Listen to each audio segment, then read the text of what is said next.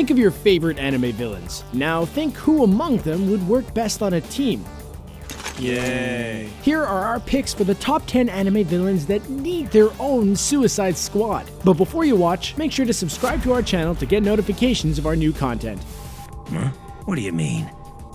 Is that some fantasy you humans came up with? Lust, Full Metal Alchemist. Lust is basically the Harley Quinn of the anime world. Beautiful, powerful, and just a little bit insane. Lust, contrary to her name, hints that she might long for a real relationship with someone, someday. Between her regenerative abilities and the razor-sharp spikes she's able to generate, she'd make a formidable member of any anime villain squad. Yeah, you're probably right. Hisoka, Hunter x Hunter. Don't hurt me. I'll be your friend. Hisoka's a villain in search of strong opponents to fight. He thrives on challenging battles. Though his clown-like appearance makes him seem like a pushover, Hisoka uses it to his advantage. Opponents consistently underestimate him, allowing his physical prowess and razor-sharp poker cards to overwhelm and kill them. For a group of slightly crazy anime villains, he's a solid choice. After all, he would still get exactly what he wants, the chance to fight strong opponents. Light, Death Note. Light's a perfect fit for a Suicide Squad because he follows the pattern of so many villains. He started out as a good kid, but the possession of the Death Note made him take justice into his own hands. At first, he only killed those that truly needed it, but that slippery slope resulted in him murdering anyone that might stand in his way. His humanity slips away as he fights to make the world exactly what he thinks it should be, no matter the steps he has to take to achieve that. That's interesting. I certainly wasn't expecting this. Heathcliff, Sword Art Online. Heathcliff is the avatar of Akihiko Kayaba, the creator of Sword Art Online. He's the mind that trapped all the players in the virtual world, and also a skilled swordsman. In fact, he's the only person able to defeat Kirito in a duel. Every Suicide Squad needs someone particularly skilled with knives, and Heathcliff fits that description to a T. His strategic mind and leadership capabilities would also be helpful in controlling some of the more violent members of the squad. Seriously, thank God for virtual reality, huh? Itachi Uchiha, Naruto. Sasuke's older brother and one of the main villains of the first season of the anime, Itachi is a shinobi that understands how to stay hidden while achieving his goals. His name alone is enough to strike fear into the hearts of many, and his Sharingan allows him to copy the abilities his opponents use against him. How terrifying would it be to fight someone who can steal all of your techniques and not only use them against you, but use them better than you? Really bad.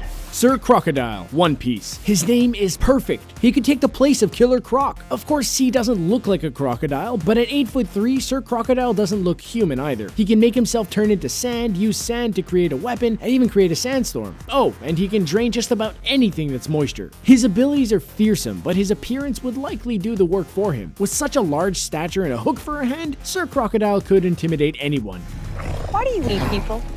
Sesshomaru, Inuyasha. The full demon brother of Inuyasha, Sesshomaru has a complete disdain for humans and their weakness. He's one of the most powerful demons out there, and unlike so many of them, doesn't need shards of the sacred jewel to enhance his power. Sesshomaru fights by determining the minimum amount of strength necessary to defeat an enemy and then striking accordingly. He sees no need to use excess power or flashy theatrics. Oh, I get it.